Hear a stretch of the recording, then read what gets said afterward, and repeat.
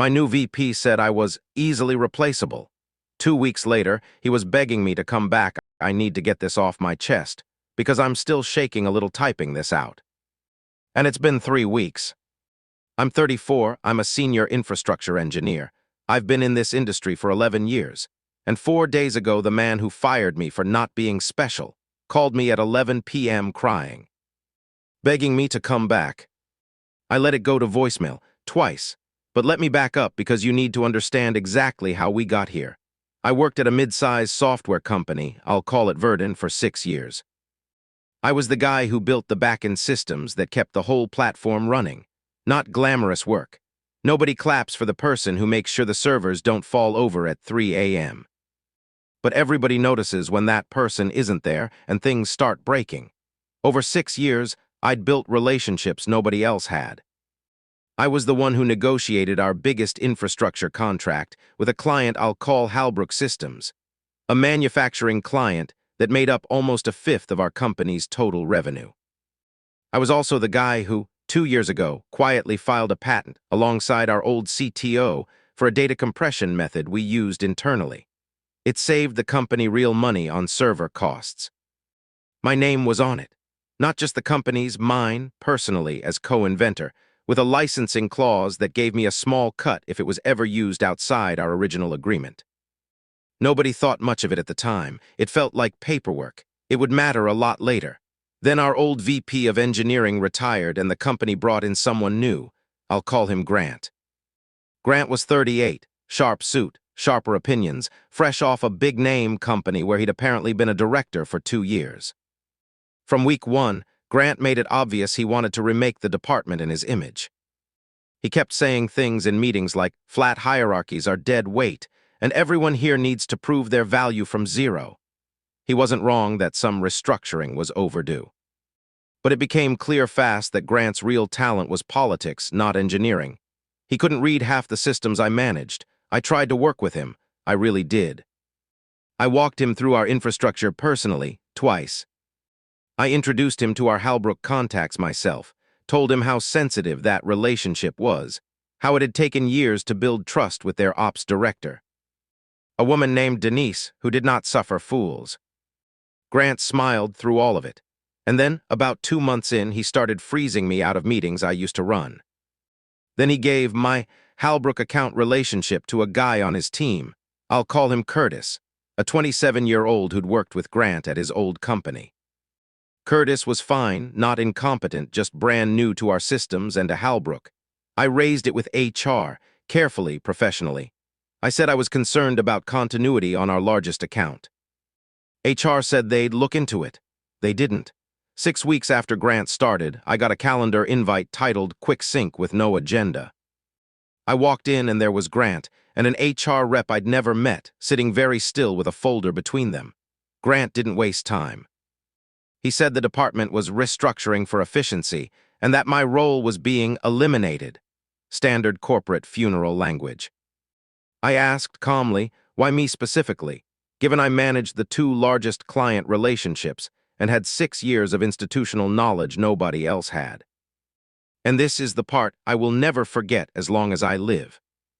Grant leaned back in his chair and he said, and I am quoting this as close to word for word as I can, "Look, I get that you've been here a long time, but let's be real, nobody's irreplaceable. You're a good engineer, but you're easily replaceable. We've got Curtis, we've got 3 other seniors, we'll be fine. This isn't personal. Easily replaceable. 11 years in this industry. 6 years at that company, the patent, the Halbrook relationship. The 2 a.m. pages I answered without complaint. Easily replaceable, I didn't argue. I've been in this industry long enough to know that arguing in that room accomplishes nothing except giving them a story about you being difficult. I asked for the severance details in writing. Shook nobody's hand and left. I sat in my car in the parking garage for 20 minutes before I could make myself drive. Here's what Grant didn't know, because he never once asked me a single real question about how anything actually worked. That patent I mentioned.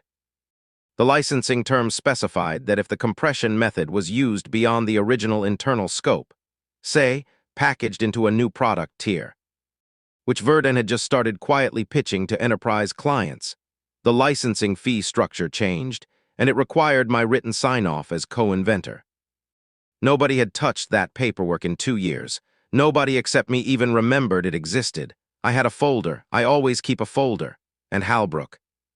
Denise, their ops director, texted me the day my termination email went out to their team, because apparently Verden's PR-polished announcement referred to an internal reorganization to better serve our valued partners. And Denise, who is nobody's fool, texted me directly, "Please tell me you're okay. What is actually going on over there?" I told her the truth. I didn't trash the company. I just said I'd been let go and I wished Curtis and the team well. Within 4 days, 3 things happened that I did not orchestrate, and I want to be very clear about that because I know how this sounds. I did not sabotage anything. I answered honest questions honestly, and physics took its course. First, Curtis, trying to look competent fast, pushed a migration on the Halbrook account that I had explicitly flagged to Grant in writing months earlier, as needing a specific staged rollout because of Halbrook's legacy hardware. Curtis didn't know about the staging requirement because nobody had actually transferred that knowledge to him. There was no real handoff, just a title change. The migration took down Halbrook's ordering system for 6 hours during their fiscal quarter close. Denise called Grant directly. I heard later that call did not go well. Second, a recruiter from a competitor, a company I'll call Meridian, who I'd turned down twice before out of loyalty to Verden, called me literally the same week. Word travels fast in this industry, especially when a senior engineer with a public patent gets unceremoniously cut.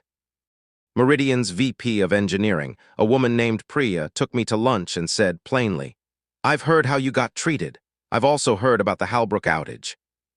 I want you, and I'm not interested in playing games about it." Third, and this is the one that really lit the fuse, someone in Verden's product team, not me, I promise you.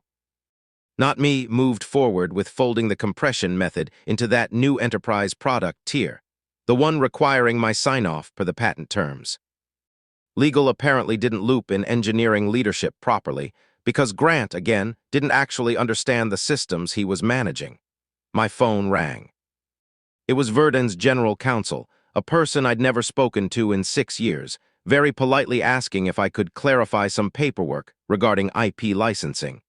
I said I'd be happy to discuss it. Through my lawyer.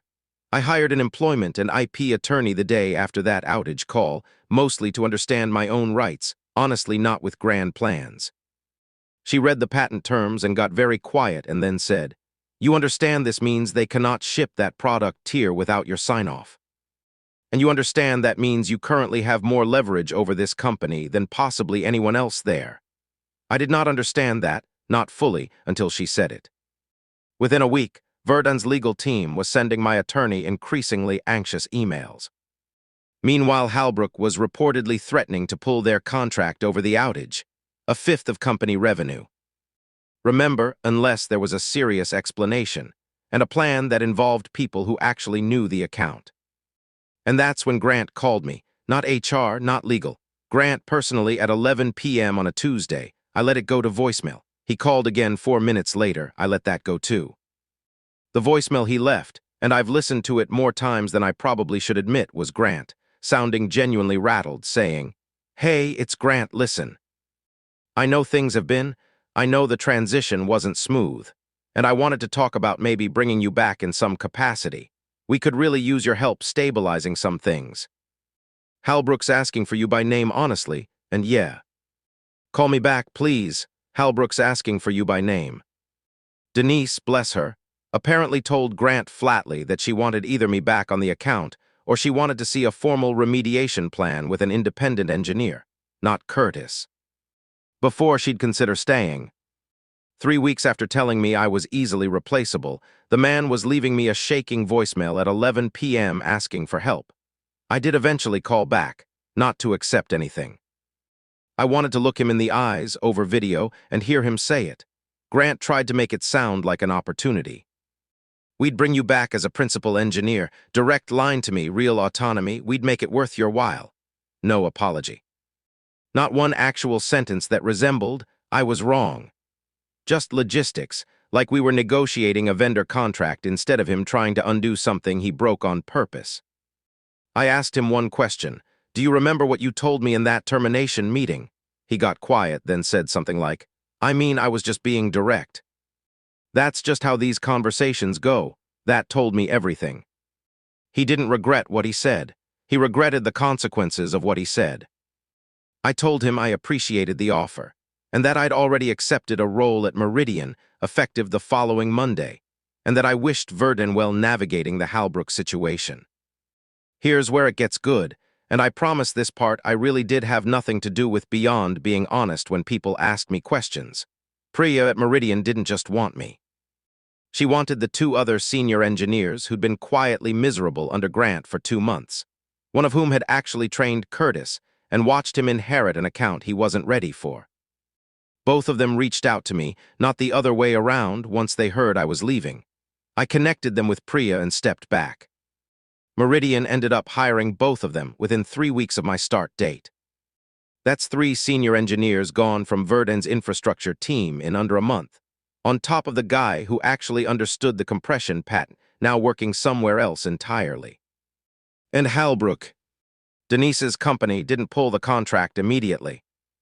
But I heard through the grapevine, and I want to be honest that this part is second-hand, that they negotiated a massive service credit and a much shorter contract renewal term, essentially putting Verden on probation as a vendor. As for the patent situation, my attorney negotiated a formal licensing agreement that Verden now has to honor going forward if they use that compression method in any commercial product, which includes an ongoing royalty. I'm not going to give exact numbers, but it is a genuinely meaningful number that shows up every quarter for a paperwork thing nobody thought mattered 2 years ago. Grant, last I heard through a mutual contact, is still VP, but apparently under a lot more scrutiny from the executive team after losing 3 senior engineers and nearly losing Halbrook in his first quarter on the job. Whether he keeps that title much longer isn't really my business anymore. I genuinely don't wish him ill on a personal level. I just no longer care what happens to him. Update: 3 months later, a few people asked me to update this once things settled, so here it is. I'm 3 months into Meridian now. Priya is, so far, exactly the kind of leader who actually asks engineers questions before making decisions about their work, which after the last stretch at Verden feels almost strange. The 2 colleagues who followed me are settled in, and from what I can tell, genuinely happier. Denise from Halbrook actually reached out last month, unprompted, just to check in and say she was glad I landed somewhere good. We're not working together professionally anymore, but I appreciated that she took the time. I heard secondhand that Curtis is still at Verden, and to be fair to him, none of this was really his fault. He was handed an account and a title with none of the support or knowledge transfer he needed to actually succeed, by a VP who cared more about optics than continuity. I don't have anything bad to say about Curtis. I hope he's doing okay. As for the easily replaceable line, I think about it sometimes, not with anger anymore, mostly just as a reminder. Grant wasn't entirely wrong in a strange way. Any single engineer can technically be replaced. What he didn't understand is that relationships, trust, and institutional knowledge built over years are not line items you can swap out with a new hire and a title change.